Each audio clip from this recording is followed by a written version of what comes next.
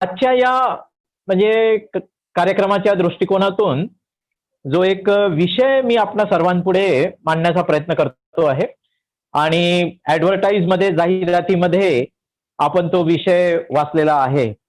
संविधान, जीवन मूल्य आणि आदर्श समाज. अशा प्रकारे हा विषय आपण थोडक्यात बघण्याचा म्हणजे प्रयत्न करणार आहोत. तर वेळेचं म्हणजे लक्ष ठेवून आपण म्हणजे बघण्याचा प्रयत्न करूया. विशेष आजच्या म्हणजे प्रसंगाला धरून सांगायचं झालं तर मी आपल्या पुढे जो संदर्भ मांडणार आहे तो म्हणजे जवळपास मला वाटतं नागपूरमध्ये म्हणजे खास करून दक्षिण नागपूरला जे बॅनर्जी लेआउट वगैरे आहे तिकडे प्राध्यापक माफ गांजरेंची प्रेस होती आणि प्राध्यापक माफ गांजरे हे इथे म्हणजे कॉलेजला नागपूरमध्येच प्राध्यापक होते आणि त्यांनी बाबासाहेबांची मराठीमधून फारच सुंदर भाषणखंड प्रकाशित केलेली आहेत.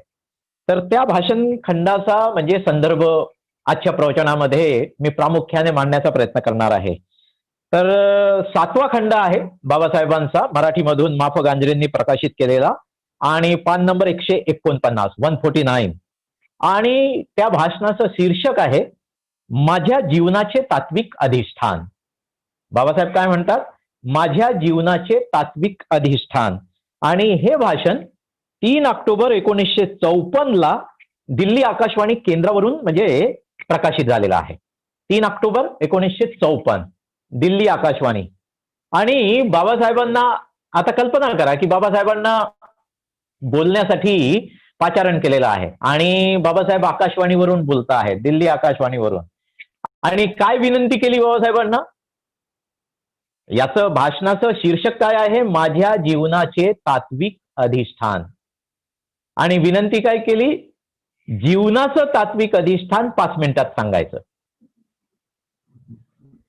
बाबासाहेबांना काय विनंती केलेली आहे? त्यांच्या जीवनाचं तात्विक अधिष्ठान, नाही काय, त्यांच्या जीवनाची तत्व काय आहेत, कशावर बाबासाहेबांचं जीवन हे कोणत्या तत्वांवर उभं आहे, हे बाबासाहेबांना दिल्ली आकाशवाणीवरनं 5 मिनिटात म्हणजे सांगायचं आहे, नाही काय. तर याला म्हणजे मी जोडून म्हणजे कनेक्ट करून सांगण्याचा प्रयत्न करतोय.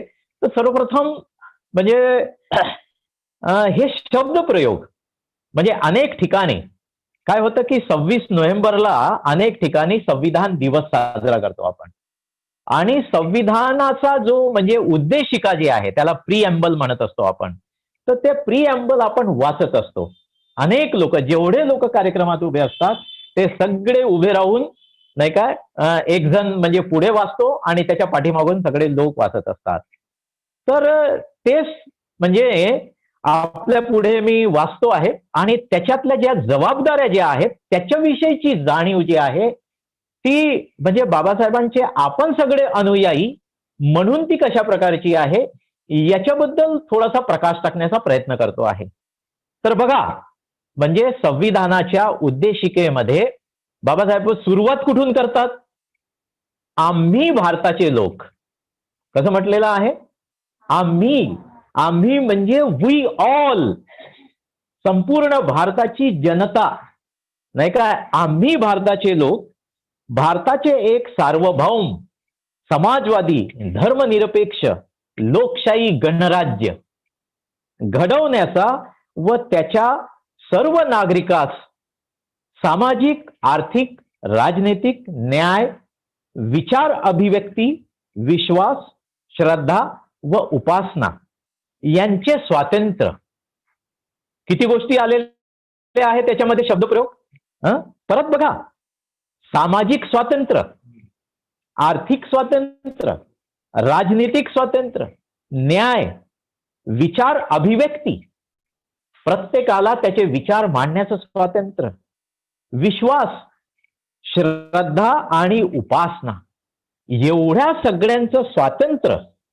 आणि त्याच्यानंतर पुढे याच्यामध्ये म्हटलेलं आहे दर्जाची व संधीची समानता. म्हणजे प्रत्येक माणसाला, कोणत्याही जाती धर्माचा असो, प्रत्येकाला म्हणजे संधी मिळाली पाहिजे विकसित होण्याची, दर्जा उच्च प्रकारचं त्याला शिक्षण घेण्याची संधी मिळाली पाहिजे, नाही काय? अशा प्रकारे दर्जाची व संधीची समानता निश्चितपणे प्राप्त करून देण्याचा आणि त्या सर्वांमध्ये व्यक्तीची प्रतिष्ठा, प्रत्येक इंडिव्हिज्युअल, प्रत्येक माणसाला प्रतिष्ठा मिळाली पाहिजे, राष्ट्राची एकता आणि एकाग्रता याचे आश्वासन देणारी बंधुता. कसं म्हटलेलं आहे?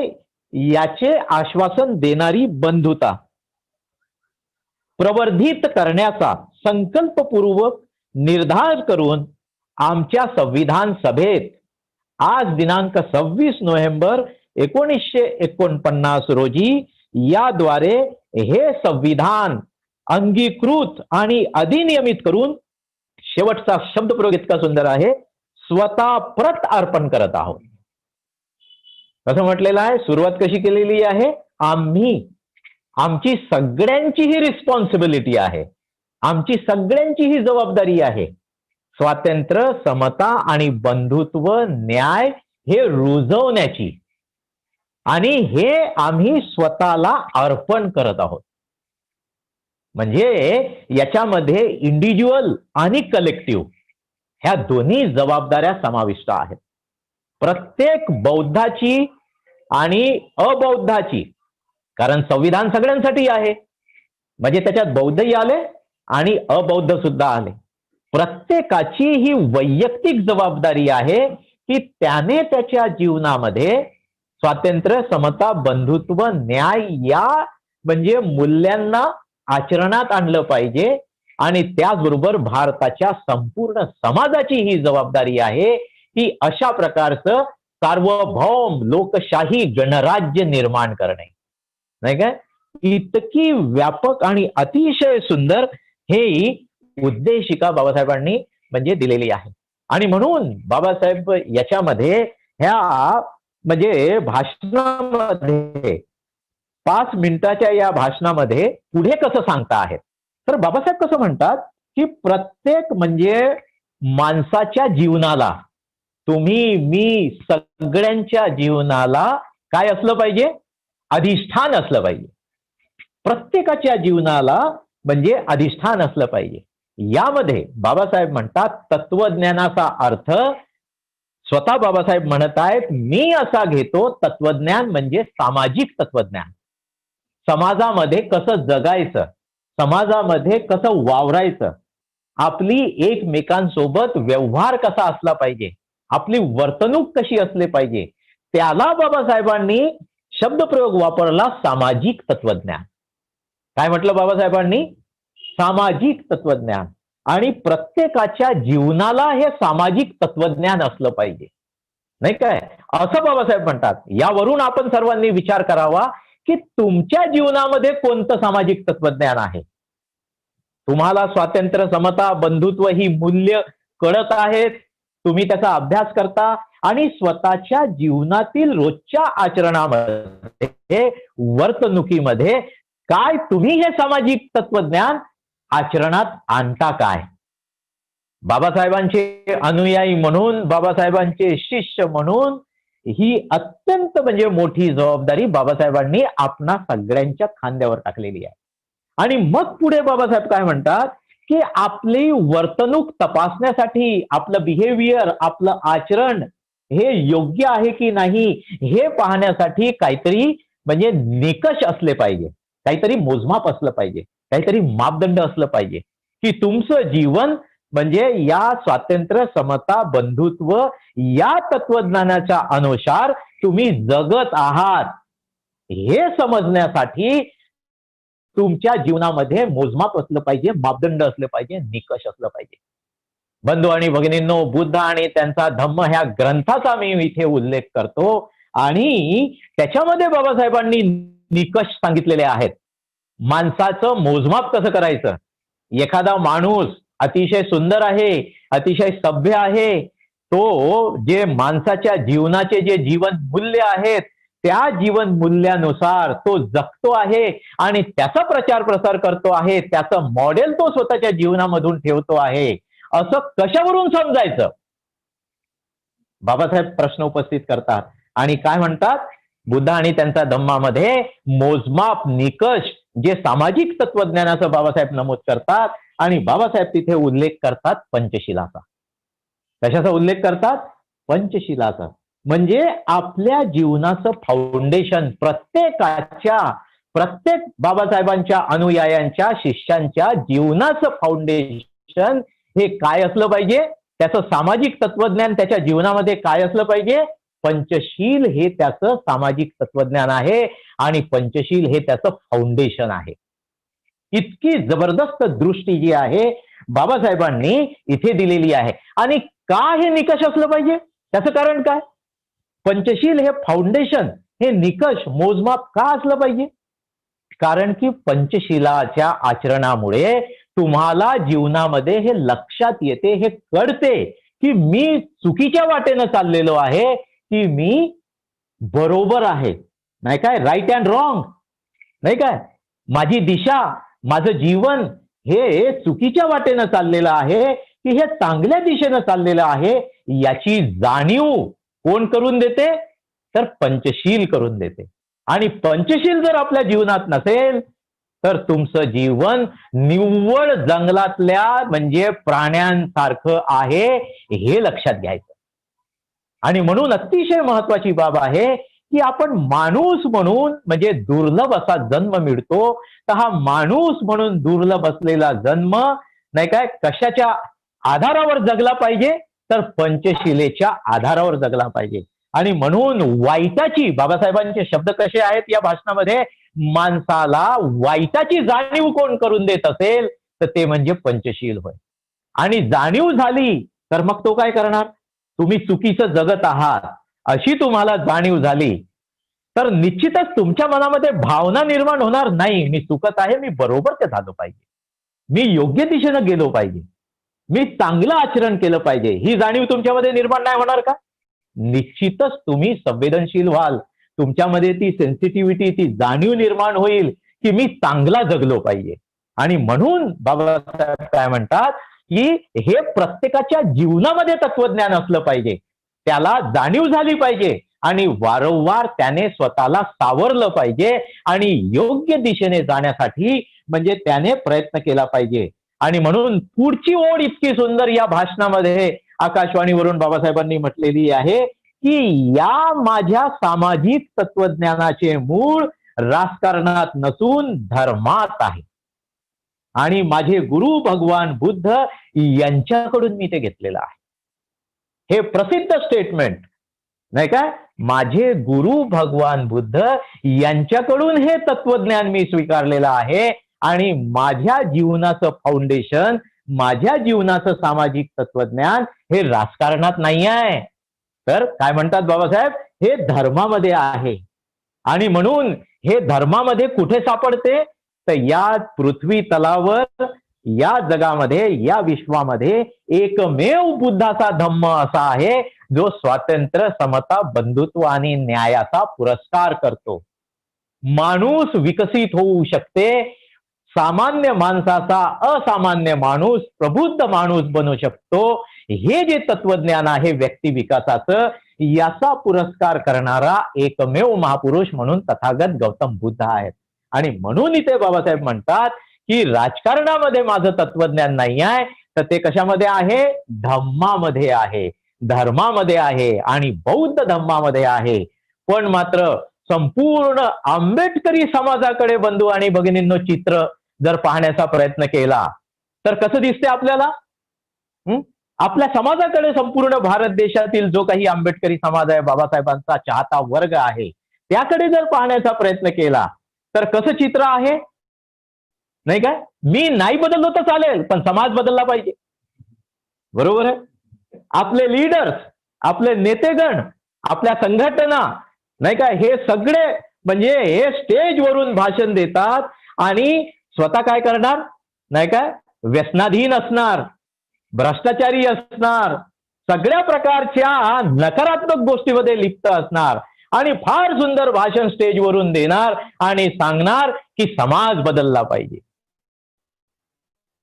बरोबर आहे?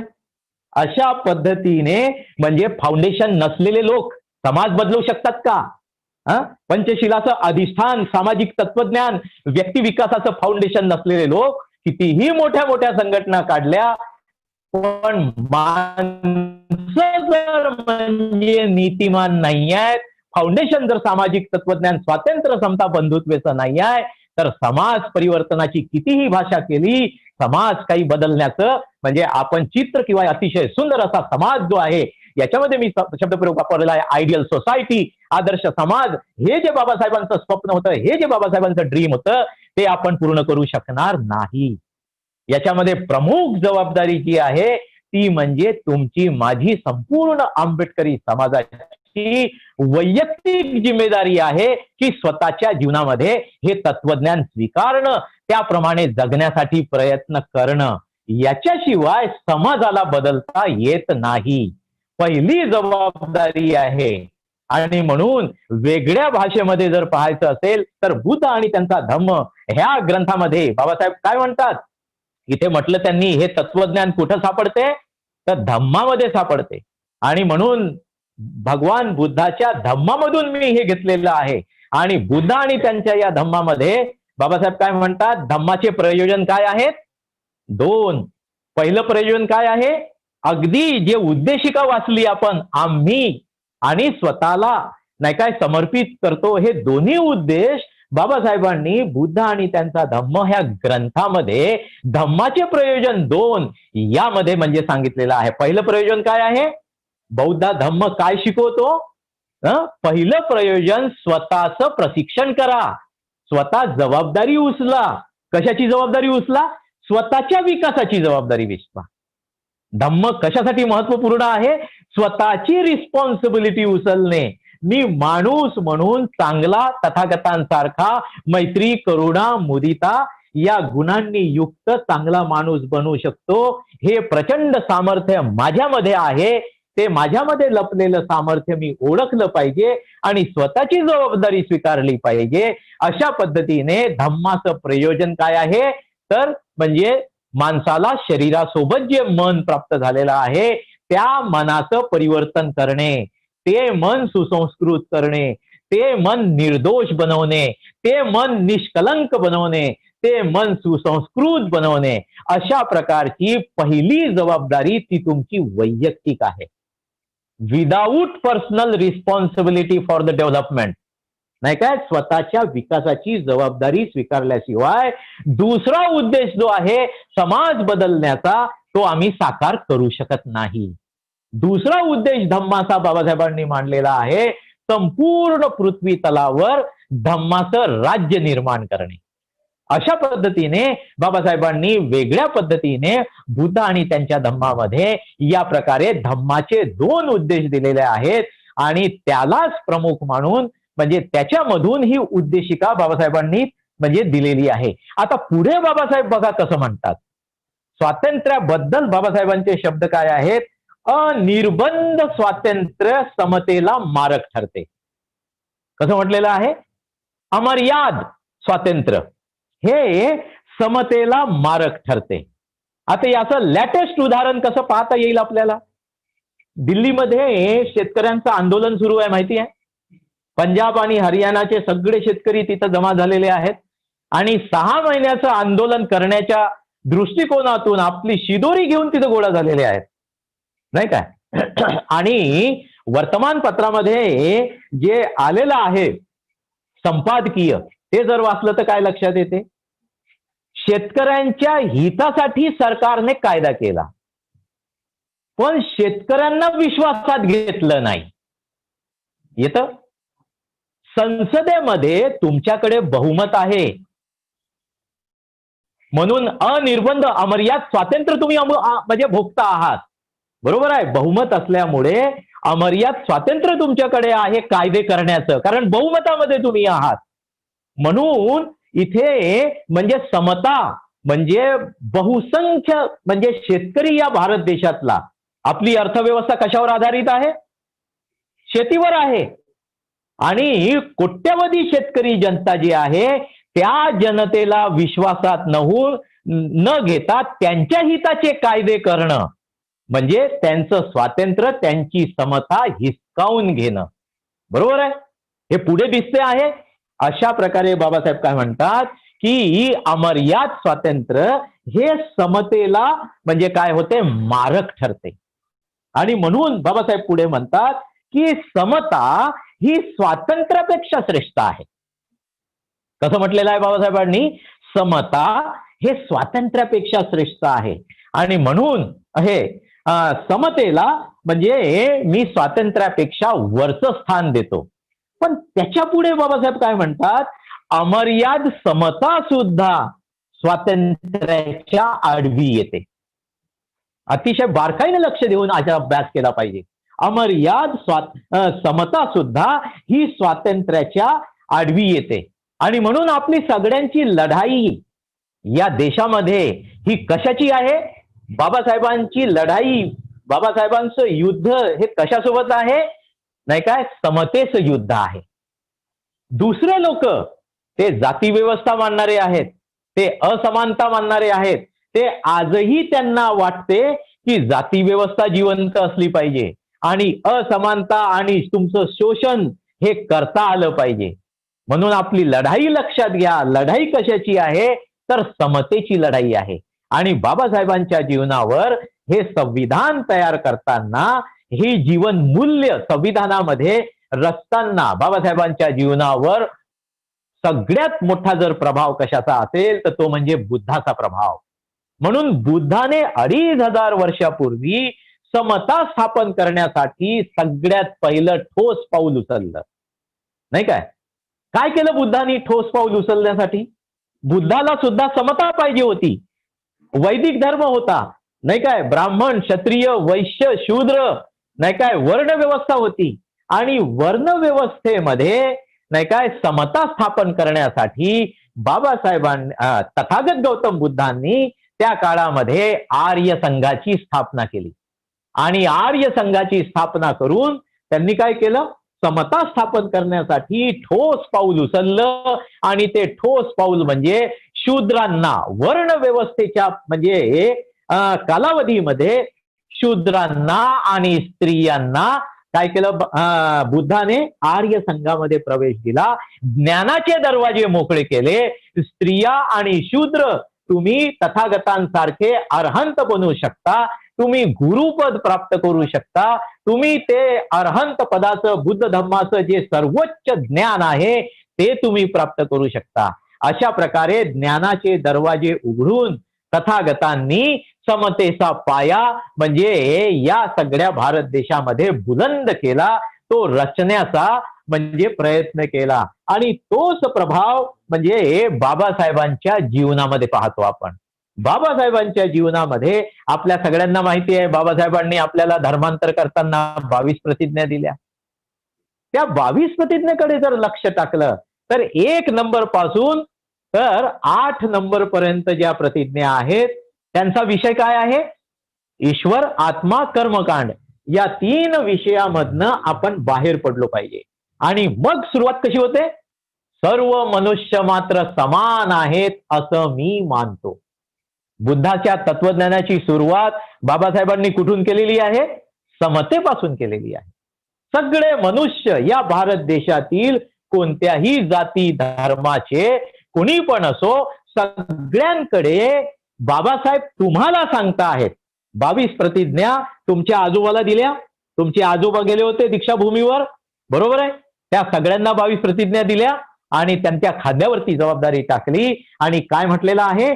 सगळे मनुष्य मात्र कोणत्याही शीख असो, हिंदू असो, ख्रिश्चन असो, नाही काय, मुसलमान असो, सगळ्यांकडे पाहण्याचा दृष्टिकोन कसा बाळगला पाहिजे? तर ते माणसं आहेत, ते समान आहेत.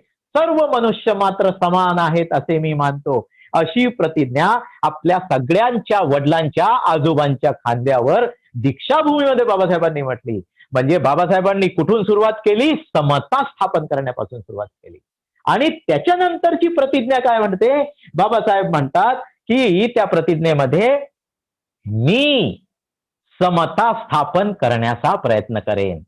याचा अर्थ काय होतो? तुम्हाला जबाबदारी दिली. मी म्हणतो ना, मी म्हणजे तुम्हाला वैयक्तिक ही जबाबदारी दिली समता स्थापन करण्याची. मग तुमच्या घरामध्ये नाही काय स्त्री पुरुष पती पत्नी नाही काय समतेचं आचरण आपल्या घरापासून करायचं झालं तर आपण काय केलं पाहिजे, स्वतः मूल्यांकन केलं पाहिजे.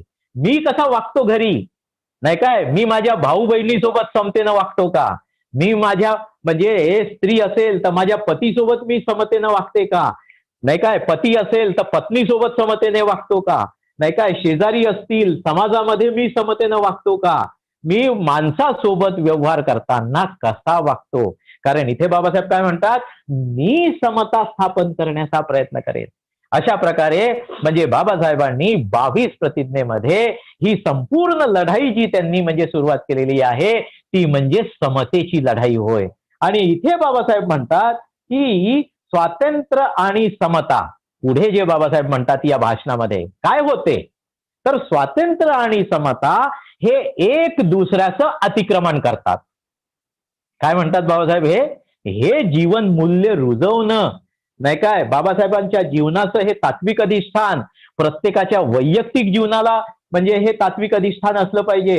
पंचशील त्याचं फाउंडेशन आहे. आणि इथे बाबासाहेब पुढे म्हणतात की स्वातंत्र्य आणि समता एकमेकांचं अतिक्रमण करतात आणि तिथे आपल्याला गरज कशाची भासते, या दोनही जीवन मूल्यांनी एक दुसऱ्याचं अतिक्रमण करू नये म्हणून गरज भासते बाबासाहेब म्हणतात कायद्यांची, नाही काय. आणि म्हणून मग संविधानामध्ये बाबासाहेबांनी काय केलं, कायद्यांची रचना केली. आर्टिकल, कलम नंबर हे, कलम नंबर हे, कलम नंबर हे, नाही काय. अशा प्रकारे मग बाबासाहेबांनी त्या संविधानामध्ये म्हणजे कायद्यांची सुद्धा रचना केली. पण अतिशय इंटरेस्टिंग बाबासाहेबांचं पुढचं वाक्य आहे की कायद्यांची रचना बाबासाहेबांनी केली, पण बाबासाहेब म्हणतात म्हणजे मला खात्री नाही की कायदा म्हणजे समर्थ ठरेल. काय म्हणतात बाबासाहेब पुढची ओळ, मला खात्री नाही की कायदा समर्थ ठरेल, नाही काय. आणि म्हणून कायद्याचं स्थान मी गौण समजतो. त्याच्यापेक्षाही स्वातंत्र्य, समता आणि कायद्यापेक्षाही बाबासाहेब म्हणतात की मी सर्वोच्च स्थान मी बंधुतेला देऊ इच्छितो. काय म्हणतात बाबासाहेब इथे, ब्रदरहुड, बंधुत्व, नाही काय, ज्याला आपण मैत्री म्हणतो, नाही काय. उर्गेन संरक्षितांचं मी इथे उल्लेख करतो. उर्गेन संरक्षितांचं म्हणजे आपल्या मराठी बुद्धयानमध्ये आलेलं फार सुंदर प्रवचन आहे, एका शब्दात बुद्ध धम्माची शिकवण. कसं कसं उर्गेन संरक्षितांचं प्रवचन आहे, एका शब्दात बुद्ध धम्माची शिकवण. आणि कोणता तो शब्दप्रयोग आहे, मैत्री. मैत्रीचा समानार्थी नाव बंधुत्व. आणि बाबासाहेबांनी याच्यामध्ये या भाषणामध्ये अजून एक नाव वापरलेलं आहे, सहभाव, ब्रदरहुड, नाही का. इंग्रजीमधून त्याला ब्रदरहुड म्हणतो. आणि बाबासाहेब काय म्हणतात, समता आणि स्वातंत्र्याने एक दुसऱ्याचं अतिक्रमण करू नये, त्याच्यामध्ये समतोल राहावा, त्याच्यामध्ये बॅलेन्स राहावं आणि कायदा समर्थ ठरेल, नाही काय, असा मला विश्वास वाटत नाही, अशी मला खात्री नाही. आणि म्हणून मी सर्वोच्च स्थान कोणत्या मूल्याला देऊ इच्छितो, माझ्या जीवनाचं तात्विक अधिष्ठान आणि मूल्य जे काही असेल ते म्हणजे ब्रदरहुड, ते म्हणजे बंधुत्व, ते म्हणजे मैत्री. कारण की मैत्री हे आपल्याला ट्रेंड करते, हे आपल्याला प्रशिक्षित करते सर्व प्राणी मात्रांना समतेने पाहायचा दृष्टिकोन हा कशामधून विकसित होत असतो, मैत्री भावनेमधून विकसित होत असतो. आणि म्हणून तथागतापासून 2500 वर्षापासून चालत आलेलं मैत्री भावनेचं ध्यान जे आहे ते मैत्री भावनेचं ध्यान आपल्या सगळ्यांच्या जीवनाचं फाउंडेशन असलं पाहिजे. म्हणून प्रश्न उपस्थित करतो, किती लोक मैत्री भावना करतात, किती लोक ध्यान करतात मैत्री भावनेचं, किती लोक आनापानसतीचं ध्यान करतात, जेणेकरून मानसिक परिवर्तन घडवून आणण्यासाठी ध्यान साधना आणि पंचशील ह्या दोघांच्या म्हणजे जॉईंट म्हणजे प्रयत्नाने, समतोल प्रयत्नाने अशा प्रकारे समता, स्वातंत्र्य आणि बंधुत्व आणि न्याय ही मूल्य समाजामध्ये निर्माण करता येईल, तर आदर्श समाज, साकार होईल अशी बाबासाहेबांची अपेक्षा होती. अशा पद्धतीने बाबासाहेबांनी ते स्वप्न पाहिलेलं होतं. आणि मग बाबासाहेब पुढे म्हणतात या भाषणामध्ये, हे एक भव्य कार्य आहे. काय म्हणतात बाबासाहेब इथे? हे एक भव्य कार्य आहे आणि त्याला पुष्कळ अवधी लागण्याचा संभव आहे. आणि म्हणून म्हणजे माझा प्रचंड विश्वास आहे माणसांच्या मतपरिवर्तनावर. कसं म्हणतात बाबासाहेब इथे? माझा प्रचंड विश्वास आहे माणसाची मन बदलण्यावर, माणसाचं मत परिवर्तन करण्यावर. आता तुम्ही सांगा, मत परिवर्तन हे म्हणजे एका झटक्यात होते का? आपण लग्नामध्ये गेलो तर तिथे चहा आणि कॉफीचं मशीन आहे बघा, नाही काय?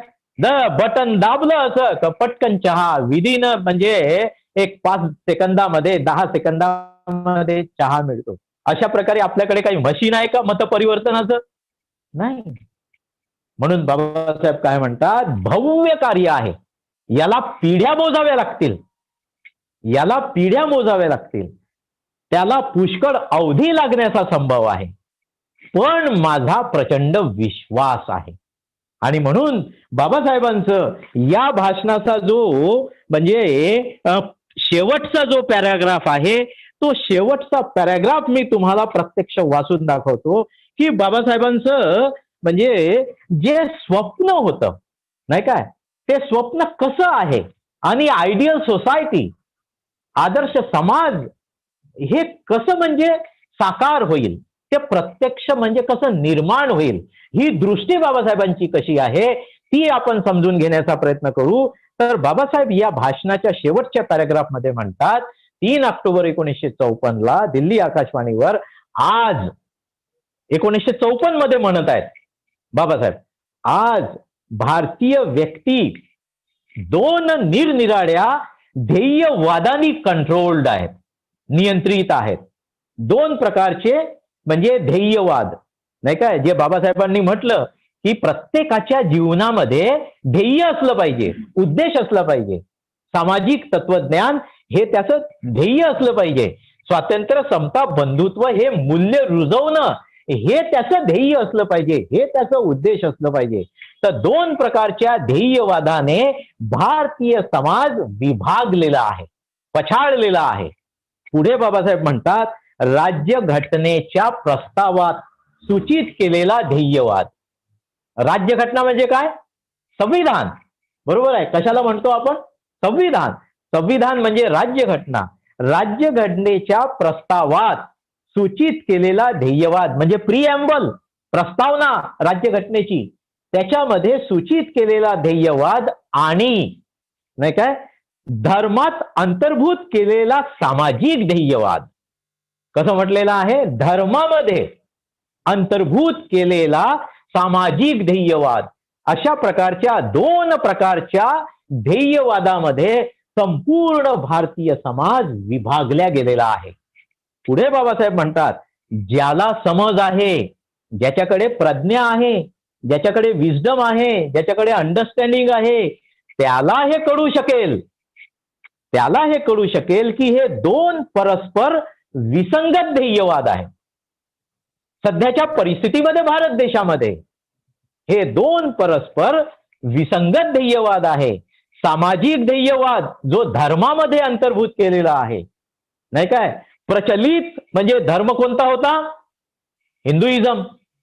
हिंदू धर्माच्या प्रचलित त्यावेळेस म्हणजे धर्मांतर व्हायचंच होतं. 1954 मध्ये बोलतायत बाबासाहेब. तर बाबासाहेब काय म्हणतात, जो काही प्रचलित धर्म आहे त्या प्रचलित धर्मामध्ये जो सामाजिक ध्येयवाद समाविष्ट आहे तो, आणि राज्यघटनेने जो दिलेला ध्येयवाद आहे स्वातंत्र्य, समता, बंधुत्व आणि न्याय, तो, ह्या 2 याच्यामध्ये विसंगती आहे. हे समजदार माणसाला, ज्याला समज आहे त्याला कळेल. आणि पुढे बाबासाहेब म्हणतात की राज्यघटना मान्य केल्यामुळे, बाबासाहेबांनी ते सगळं त्या प्रोसेसमध्ये होते बाबासाहेब, संविधान तयार करत होते बाबासाहेब, नाही काय. 1949 ते सगळं त्यांनी हँडओव्हर केलेलं आहे, बरोबर आहे. 26 नोव्हेंबर 1949 राज्यघटना तयार करून त्यांनी ती ऑलरेडी दिलेली आहे. आणि म्हणून बाबासाहेब म्हणता आहेत की राजकीय ध्येयवादामुळे, नाही काय, म्हणजे घटना ऍक्सेप्ट केली भारत देशाच्या सगळ्या लोकांनी, काँग्रेस असो भाजपा असो कुणीही असो, सगळ्यांनी हे स्वीकारलं, समता स्वातंत्र्य बंधुत्व रुजवणे घटनेच्या माध्यमाने, नाही काय, हे ऍक्सेप्ट केलं. आणि म्हणून बाबासाहेब इथे पुढे म्हणतात की राजकीय ध्येयवादामुळे स्वातंत्र्य समता आणि सहभाव म्हणजे बंधुत्व या जीवन मूल्यांना मान्यता मिळालेली आहे घटनेच्या माध्यमाने. पण बाबासाहेब पुढे म्हणतात तथापि प्रचलित सनातनी वृत्तीच्या सामाजिक ध्येयवादामुळे ही तत्वे व्यवहारात नाकारली गेलेली आहे. काय म्हणतात बाबासाहेब हे पुढे की प्रचलित सनातनी वृत्तीच्या सामाजिक ध्येयवादामुळे ही तत्वे व्यवहारामध्ये नाकारली गेलेली आहेत. घटनेद्वारे मान्यता मिळाली, पण समाजामध्ये आजही ही तत्व सवर्ण समाजाला, ब्राह्मणांना, क्षत्रियांना, वैश्यांना ही तत्वे मान्य नाहीत. एक्झाम्पल कोणतं घेता येईल आपल्याला? लेटेस्ट म्हणजे युपी मध्ये घडलेलं हाथरस कांड, नाही काय, त्या दलित मुलीवर बलात्कार होणे, नाही काय, कोणी केला? ठाकूरांनी, सवर्णांनी, बरोबर आहे. कारण की त्यांना काय वाटतं, भारताच्या दलितांवर खून करा, त्यांना बलात्कार करा, नाही काय, त्यांना जिवंत ठेवू नका, हे चालते. काय आहे त्यांची मानसिकता, कशी आहे, हे चालते, नाही काय. समाजामध्ये, नाही काय, स्वातंत्र्य समता आणि बंधुत्व, दलित हा माणूस आहे, तो आमच्यासारखा जिवंत, नाही काय, माणूस आहे, तो माणूस म्हणून विकसित होऊ शकतो. त्याला शिक्षणाच्या सगळ्या संधी उपलब्ध करून देणे आणि त्याला विकासाच्या संधी उपलब्ध करून देणे, समाजामध्ये प्रत्यक्ष हे रुजवणे, यासाठी म्हणजे आजही लोक तयार नाही आहेत. ही विसंगती आहे. आणि म्हणून बाबासाहेब इथे म्हणतात की असे हे विसंगत जीवन किती काळ चालणार आहे. ओके, तर इथे इथे बाबासाहेब म्हणजे हे लक्षात आणून देत आहेत. आज जर म्हणजे आपण बघतो आहोत तर आपल्याला हे लक्षात येईल, गावातला आपला होतकरू विद्यार्थी हा उच्च शिक्षण प्राप्त करू शकतो का? त्याच्याकडे तेवढे पैसे उपलब्ध आहेत का? आज नागपूरमध्ये निरनिराळ्या ज्या ट्युशन चालतात त्याच्यामध्ये लाखो रुपये भरावे लागतात. JEE ची परीक्षा देण्यासाठी, ऍडव्हान्सची परीक्षा देण्यासाठी, एखाद्या चांगल्या उच्च दर्जाच्या कॉलेजमध्ये IAS म्हणजे ट्युशन घेण्यासाठी, तो गावातला आपला बौद्ध विद्यार्थी म्हणा किंवा बहुजन समाजाचा विद्यार्थी म्हणा, त्याला हे म्हणजे घेता येण्यासारखं आहे का? मग इथे समतेचं मूल्य कुठं गेलं? इथे स्वातंत्र्याचं मूल्य कसं गेलं?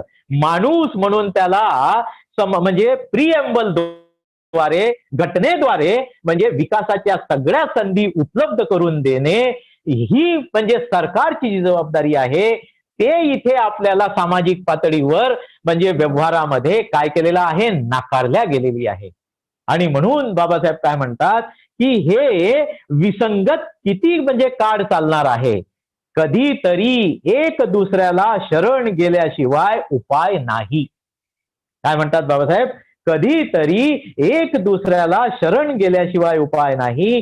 माझ्या जीवन तत्वज्ञानावर माझा पूर्ण विश्वास आहे.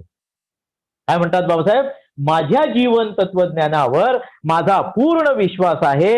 आणि म्हणूनच जो आज बहुसंख्य भारतीयाचा राजकीय ध्येयवाद आहे, तो सर्वांचा सामाजिक ध्येयवाद होईल अशी मला खात्री आहे, अशी माझी म्हणजे आशा, माझी म्हणजे श्रद्धा आहे. अशा प्रकारे म्हणजे बाबासाहेब इथे या 3 ऑक्टोबर 1954च्या म्हणजे भाषणामध्ये नमूद करतात की जीवनमूल्य काय आहेत, तर स्वातंत्र्य, समता, बंधुत्व आणि न्याय हे बाबासाहेब म्हणतात माझ्या जीवनाचे जीवनमूल्य आहेत. आणि म्हणून हे जीवनमूल्य, आता प्रश्न निर्माण होतो बंधू आणि भगिनींनो, की हे आपण कसं म्हणजे निर्माण करणार, याचं प्रशिक्षण कुठे घेणार? समता विकसित केली पाहिजे, स्वातंत्र्य विकसित झालं पाहिजे, बंधुत्व विकसित झालं पाहिजे, हे प्रशिक्षण तुम्ही कुठं घेणार? आदर्श समाज, संविधान, जीवनमूल्य. जीवनमूल्य पाहिले आपण, स्वातंत्र्य, समता, बंधुत्व, न्याय हे जीवनमूल्य आहेत. आता हे जीवनमूल्य कुठे मिळतात आणि याचं ट्रेनिंग कुठं मिळते आणि हे कसं विकसित करायचं जेणेकरून आयडियल सोसायटी, आदर्श समाज साकार होईल? बरोबर आहे. आदर्श समाजाचं बाबासाहेबांचं स्वप्न प्रत्यक्ष अंमलात येईल आणि यासाठी बाबासाहेबांना वेळ मिळाला नाही. बाबासाहेबांच्या म्हणजे मनामध्ये हे सगळं होतं. 1954 ला जेव्हा बाबासाहेबांनी बुद्धिस्ट सोसायटी ऑफ इंडियाची घटना लिहिली, त्यावेळेस बाबासाहेबांनी एका भाषणामध्ये म्हटलं की आता माझा, म्हणजे 54 मध्ये बाबासाहेब म्हणतात, बुद्धिस्ट सोसायटी ऑफ इंडियाची घटना लिहिल्यानंतर आता माझा उरलेला सगळा वेळ मी बुद्ध धम्माच्या प्रचार आणि प्रसारासाठी देणार. पण आपणा सर्वांना माहिती आहे बाबासाहेब जास्त काळ आपल्यामध्ये जिवंत राहिले नाहीत, लवकरच ते निघून गेले. म्हणून आदर्श समाज ह्या जीवन मूल्याचं प्रशिक्षण कसं मिळेल आणि आदर्श समाज कसा निर्माण होईल याचं ट्रेनिंग, याचं प्रशिक्षण, याचं मिशन हे बाबासाहेब प्रत्यक्ष आपल्या जीवनामध्ये त्यांच्या दृष्टीमधून निर्माण करू शकले नाहीत. हे आपल्या सगळ्यांच्या पुढे आहे. मग आता पुढे मी येतो की आदर्श समाजाची ही बाबासाहेबांची संकल्पना प्रत्यक्ष साकार केली ती उर्गेन संघरक्षितांनी. एक काळ 2500 वर्षाचा होता. आदर्श समाजाची कन्सेप्ट ही या जगामध्ये कुणी मांडली असेल तर ती तथागत गौतम बुद्धांनी. आणि तथागत गौतम बुद्धांनी जी कन्सेप्ट मांडली आयडियल सोसायटीची, ती म्हणजे आपल्या डोळ्यापुढे आर्य संघाची कन्सेप्ट मांडून सुपटीपन्नो, उजुपटीपन्नो, न्यायपटीपन्नो, सामीचीपटीपन्नो, यदिदं चत्तारी अठ्ठपुरीस पुग्गला. आदर्श समाज कोणता आहे? हा आहे एस भगवतो सावक संगो. या आदर्श समाजामध्ये मी काय करेल? प्रवेश घेणार, स्वतः प्रशिक्षित होईल आणि आदर्श समाजामध्ये प्रवेश घेऊन त्याचा विस्तार करण्यासाठी मी योगदान देणार. अशा प्रकारचं कमिटमेंट संघवंदनेमध्ये हे आयडियल तथागतांनी आर्य संघाच्या माध्यमाने ठेवलं आणि काळाच्या ओघामध्ये बंधू आणि भगिनींनो ते हरवलं. आता आयडियल सोसायटी जर कुठं पाहायचं असेल तर ते उर्गेन संघरक्षितांनी 1968 मध्ये जो त्रिरत्न बौद्ध महासंघ स्थापन केला आणि या प्रकारचे म्हणजे समर्पित माणसं तयार केले. आदर्श समाज घडवण्यासाठी 1950च्या भाषणामध्ये बाबासाहेब काय म्हणतात? आदर्श समाज निर्माण करण्यासाठी वी नीड डेडिकेटेड हँड. नाही का? बाबासाहेब कसं म्हणतात? आम्हाला कोणत्या लोकांची गरज आहे आयडियल सोसायटी निर्माण करण्यासाठी? समर्पित, पंचशिलाला फाउंडेशन म्हणून समर्पित झालेल्या माणसांची गरज आहे. जो माणूस स्वतः आदर्श समाज म्हणून जगत नाही तो माणूस आदर्श समाज घडवू शकेल का? नाही घडवू शकणार.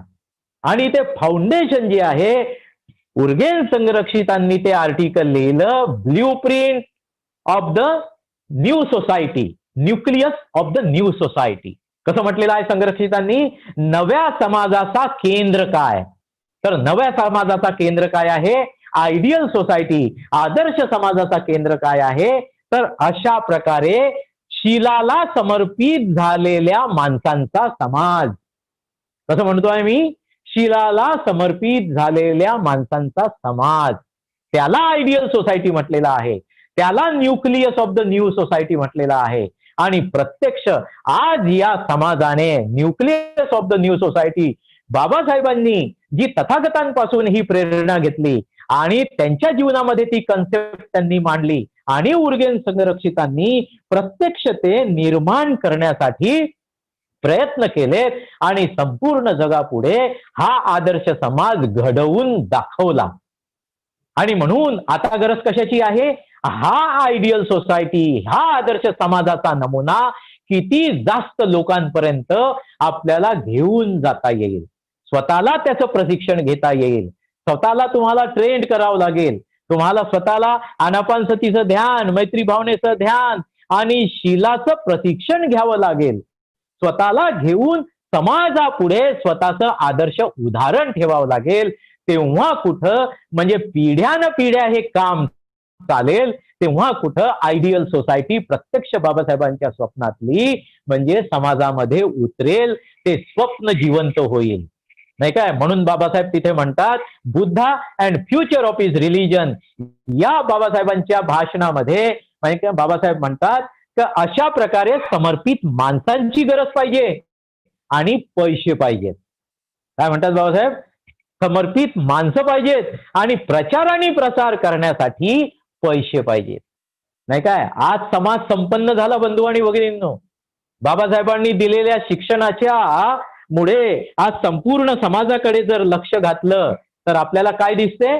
ऑस्ट्रेलियामध्ये जा, अमेरिकेमध्ये Los Angeles, San Francisco, New York, नाही काय, इकडे न्यूझीलंड, इकडे जपान, नाही काय, युरोपमध्ये इंग्लंड, नाही काय, इटाली, नाही काय, आफ्रिकन कंट्रीज, कुठेही जा, नागपुरातला, नाही काय, भंडाऱ्यातला, नाही काय, विदर्भातला कुणीतरी तुम्हाला जय भीम करणारा सापडेल, नाही काय. हे कसं घडलं? हे कसं घडलं? शिक्षणामुळे, एज्युकेशनमुळे, ज्ञानाचे दरवाजे, समतेच्या तत्वामुळे. राज्यघटनेने समतेचं तत्व मान्य केलं आणि शिक्षणाचे दरवाजे आपल्यासाठी उघडले. म्हणून त्या समतेच्या तत्वामुळे, राज्यघटनेमुळे काही अंशी म्हणजे ही तत्व रुजायला सुरुवात झाली. त्यामुळे संपूर्ण जगामध्ये हा आंबेडकरी समाज म्हणजे पोहोचलेला आहे. हा विद्यार्थी पूर्ण जगामध्ये पाहायला मिळतो. पण प्रत्यक्ष सामाजिक पातळीवर, नाही काय, लोकांची मतं बदलण्यासाठी आपणा सर्वांना अधिक म्हणजे प्रयत्न वेचण्याची गरज आहे. आणि त्यासाठी जर काही असेल, सर्वप्रथम हे समजलं पाहिजे की मी वैयक्तिक ट्रेंड झालो पाहिजे. ही माझी वैयक्तिक जबाबदारी आहे. संविधान मी स्वतःला समर्पित करतो आहे. मी स्वतः ही विकासाची जबाबदारी स्वीकारतो आहे, हे रुजलं पाहिजे. आणि त्याच्यानंतर स्वतःमध्ये परिवर्तन करून, स्वतःच्या आचरणाचा नमुना ठेवून समाज बदलण्यासाठी मी कार्य करेन, अशा प्रतिज्ञेने मी भारावून गेलो पाहिजे आणि त्यासाठी मी कार्यरत झालो पाहिजे. तरच हे बाबासाहेबांचं स्वप्न प्रत्यक्ष म्हणजे उतरेल. आपण नसणार जिवंत, पण येणाऱ्या पिढ्या त्या अनुभव करू शकतील. बरोबर आहे. येणाऱ्या पिढीला जर तुम्ही स्वातंत्र्य, समता, बंधुत्व हे शिकवलं नाही, कशाला स्वातंत्र्य म्हणतात, कशाला समता म्हणतात, हे कुठं शिकायला मिळते? बाबासाहेब म्हणतात हे राजकीय तत्वज्ञान नाही आहे, नाही का. माझे गुरु भगवान बुद्ध यांच्या धर्मातून मी हे घेतलेलं आहे. आणि म्हणून बौद्ध धम्म समजून घेणे आणि स्वतःला धम्मामध्ये म्हणजे प्रशिक्षित करणे आणि समाज परिवर्तनाची जबाबदारी उचलणे, अशा प्रकारचा संकल्प महामानव स्मृती संध्या अशा प्रसंगी जर आपण केला तर आपलं जीवन आपण सार्थकी लावलं, खऱ्या अर्थाने आपण बाबासाहेबांचे अनुयायी आहोत हे आपण सिद्ध केलं, असा अर्थ आपल्या जीवनाला आपण प्राप्त करून देऊ शकतो. जर असं काही केलं नाही, अशा प्रकारचा संकल्प न करता जर जीवन जगलो तर निव्वळ जंगलातल्या प्राण्यांसारखं जगलो, नाही काय, असा अर्थ प्राप्त होईल. म्हणून काय म्हटलेलं आहे, चॉईस इज युअर्स. जगणं कसं हे कोण ठरवणार? तुम्ही स्वतः ठरवणार. बरोबर आहे. ही इंडिव्हिज्युअल रिस्पॉन्सिबिलिटी आहे. म्हणून चॉईस इज युअर्स. जगायचं कसं? बाबासाहेबांनी दिलेल्या सामाजिक ध्येयवादाप्रमाणे स्वतःचं प्रशिक्षण करायचं धम्मामध्ये आणि आदर्श समाज निर्माण करण्यासाठी बाबासाहेबांच्या शब्दामध्ये कसं आहे, शिलावर आधारित मी नवसमाज निर्माण करेल, नाही काय. नवसमाज कसा आहे? बाबासाहेबांच्या शब्दामध्ये शिलावर आधारित, पंचशील, अष्टशील, दसशील यावर आधारित मी नवसमाज निर्माण करेल. आणि त्याची जबाबदारी कशी आहे? इंडिव्हिज्युअल रिस्पॉन्सिबिलिटी आहे आणि नंतर कलेक्टिव्ह रिस्पॉन्सिबिलिटी आहे. म्हणून महामानव स्मृती संध्या साजरी करताना प्रत्येकाने स्वतःचं मूल्यांकन करायचं, नाही काय. आणि मूल्यांकन करून हे सामाजिक जे तत्वज्ञानाची बाबासाहेबांनी दिलेली तत्व आहेत ती मी शिकेन, त्याचं प्रशिक्षण घेईन, त्याचा संकल्प मी करेन आणि अशा प्रकारे मी बाबासाहेबांचा एक चांगला अनुयायी म्हणून मी समाजाच्या म्हणजे विकासासाठी किंवा आदर्श समाज निर्माण करण्यासाठी योगदान देईल, अशा प्रकारचा जर संकल्प केला तर स्मृती संध्या साजरी केली असा त्याच्यामधून आपल्याला अर्थ काढता येईल. तर बंधू आणि भगिनींनो, आजच्या या स्मृती संध्येच्या निमित्ताने मला वाटतं की एवढं प्रबोधन पुरेसं आहे. मला आयोजकांनी संधी दिली आणि आपण सर्वांनी शांततेने ऐकून घेतलं, त्याबद्दल मी सर्वांचे आभार व्यक्त करतो आणि इथेच थांबतो. जय भीम, नमो बुद्धाय.